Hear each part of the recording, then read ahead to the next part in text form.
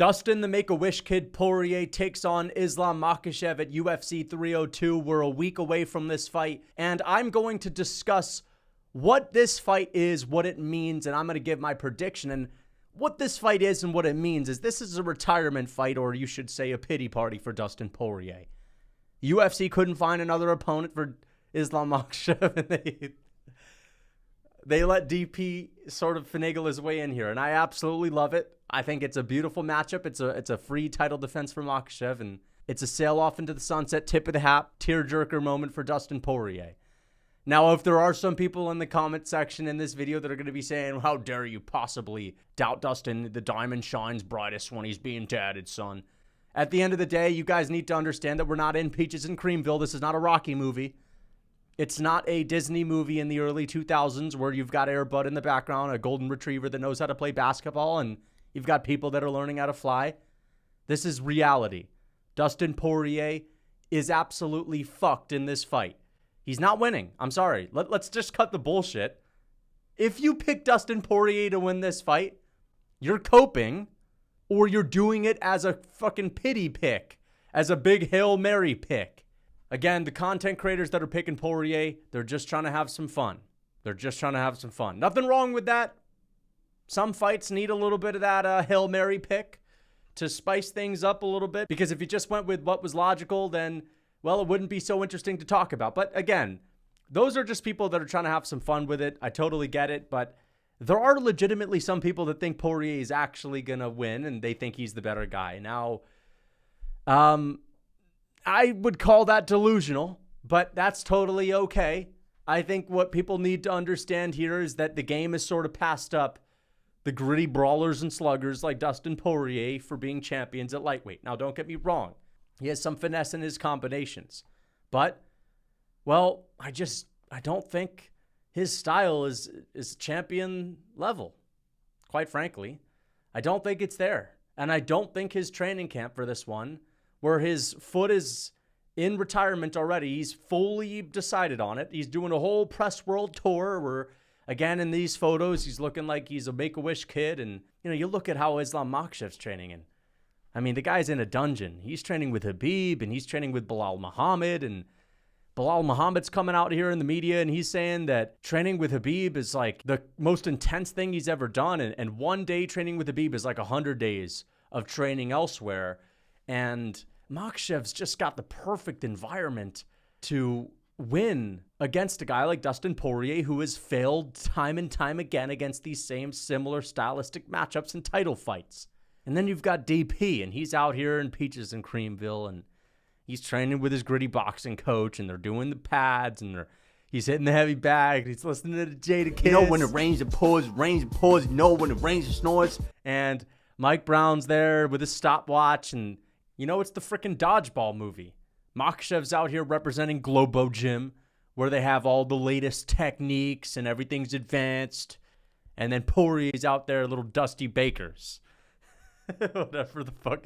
Dusty Joes. And Dustin Poirier, he's sailing off into the sunset. He's having campfire conversations with Mike Brown and his boxing coach. And they're training like Rocky in Rocky 4, Rocky 3, whatever the Rocky was. Where they're training for the Russian Ivan Drago. And, it's like a big Rocky moment. And Dustin Poirier, who's lost the title and he's gotten choked out by these grapplers back-to-back. And, yeah, he's beaten a good one in his last outing against Benoit Saint Denis, but this is a totally different guy. This is a guy that doesn't make mistakes. This is a guy that isn't sloppy on the feet. And this time, Dustin Poirier, probably, win or lose, is hanging it up, is putting the gloves down, and you're seeing it in comment sections. You're seeing people saying, shine bright. And they're singing the Shine Bright Like a Diamond song, and they're starting to make the edits, and they're starting to tip the cap.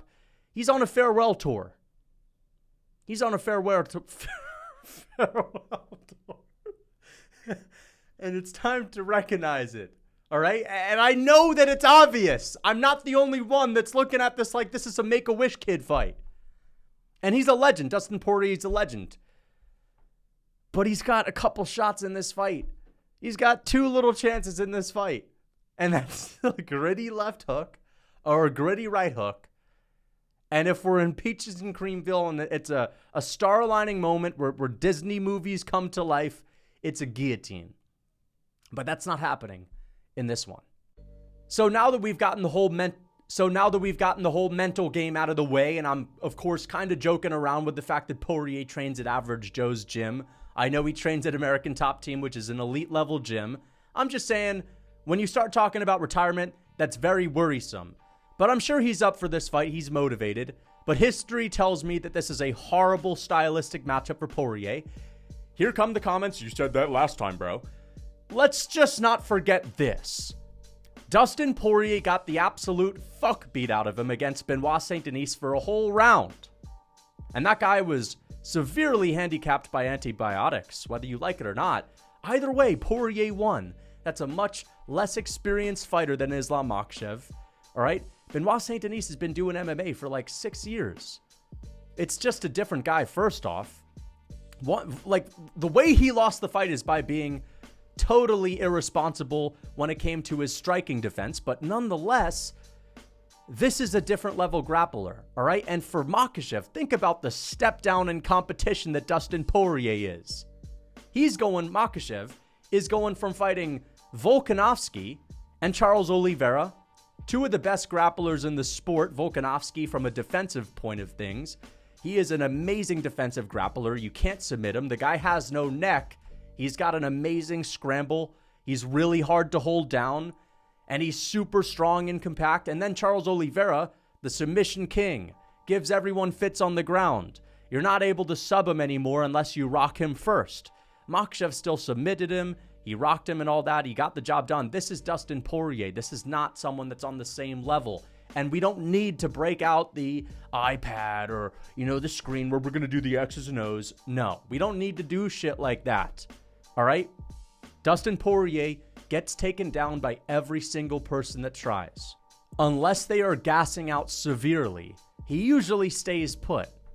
And these are people that have time and time again given him fits, held him down, beat the fuck out of him, like Charles Oliveira, damn near 10-8'd Dustin Poirier in the second round of their fight.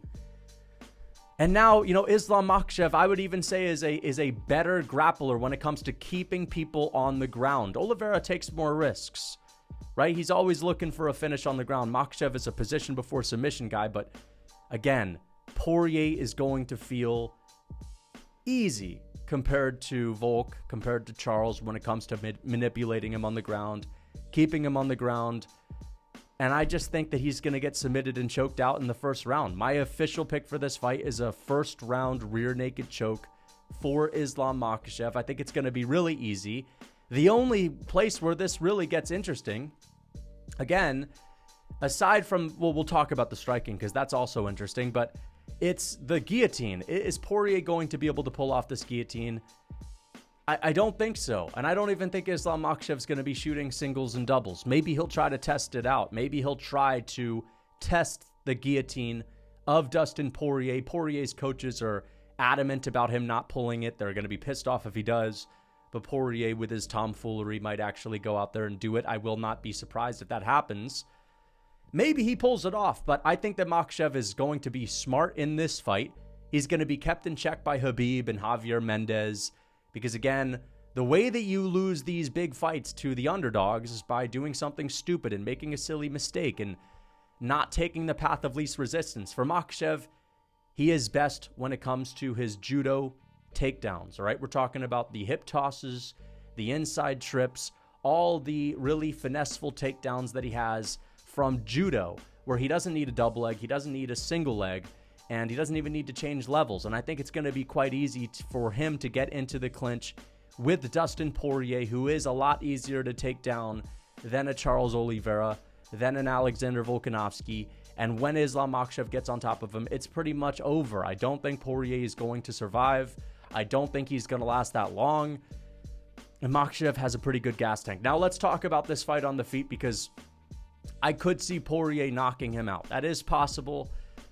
But we're talking about the guy with the best defense in the lightweight division. Islam Makhachev hardly gets hit, all right? And the threat of the takedown is going to be ever present in the mind of Poirier. So not only is he going to be worrying about the takedown, fearing the single legs, the double legs, fearing the clinch, trying to stay out of it by any means necessary, but he's also going to be on the feet with someone that's super hard to hit. So what is he going to do? Well, he's going to have to commit to his strikes. And that's hard to do when you know that someone can easily change levels or get a hold of you. And I just think it's a total nightmare for this guy to be fighting someone that not only has the best grappling, but also the best defense, right? I mean, we've heard this a million times, but before he fought Volkanovski, he was the hardest fighter to hit in the UFC out of anyone that had over maybe 10 fights, or I think it was like some statistic out of fighters that had a good amount of experience. He was the least hit fighter.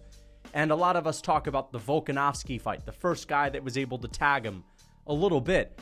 I've rewatched that fight, and man, I cannot stress this enough, and I've seen this fight a little bit differently every single time, but the last time I watched it close, I really saw how many shots Volkanovski was whiffing, just how often he was missing, and on the other hand, Makhachev just effortlessly landing at will. Every time this dude threw, he would land something, whereas Volkanovski would have to really commit hard to combinations just to land one clean shot at the end of them.